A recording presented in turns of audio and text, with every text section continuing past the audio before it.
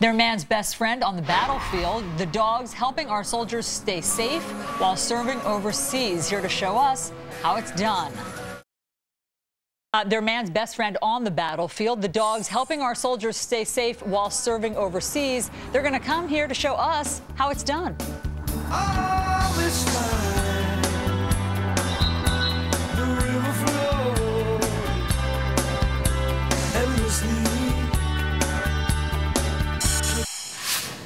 Welcome back to Fox and Friends on this Saturday morning. Man's best friend has become Marine's best friend in Iraq and Afghanistan. These dogs are actually able to sniff out explosives, and in turn, they help save lives of men and women on the front line. So how exactly do they do it? We've all seen the video of this. Well, I'm joined by Gunnery Sergeant Gregory Massey. He's the military working dog program chief.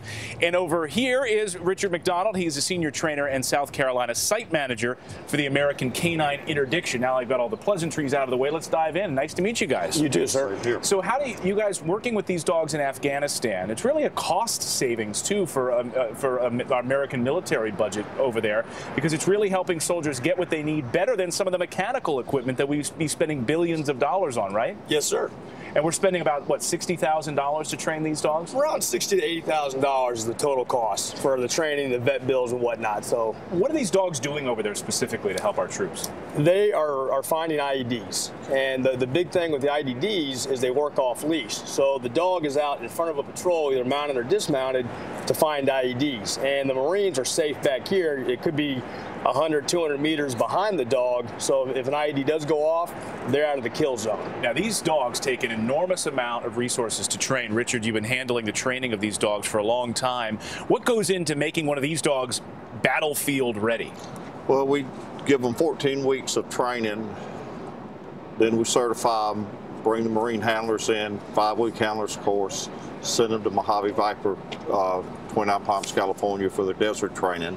Then they're ready to go. And but we acclimate them to gunfire, desert conditions, that sort of thing. All right, so without further ado, you're going to show us a little bit of a demo here. And Gregory, talk us and walk us through what exactly we're going to see here as you guys sort of sniff out some things here on the plaza. Yes, sir. We have some ammonium nitrate, I believe, planted in one of these plant urns on the right-hand side.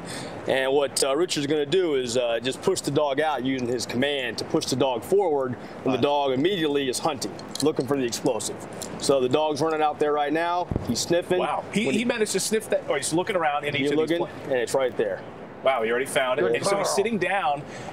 He's sitting down right next to where the area would be, so that could potentially be an IED on the side of the road. He's sitting down right next to this explosive device, and then the bomb team would walk in and actually manage to disarm it. Yes, sir, because that just identified the IED area, and now, of course, whatever the TTP of the patrol, but EOD is going to come in and say, okay, we know where it is, and they'll do whatever they need to do to get rid of it. Remarkable. So $60,000 to train one of these dogs, get them up and running for the battlefield, saving potentially billions of dollars in some electrical equipment that we would actually need out there. Gregory, Richard, thank you so much for joining us this morning. I appreciate it. Thank you, sir. Thanks to these guys. Allie and Dave, we'll send it back into you. These guys are wearing a coat.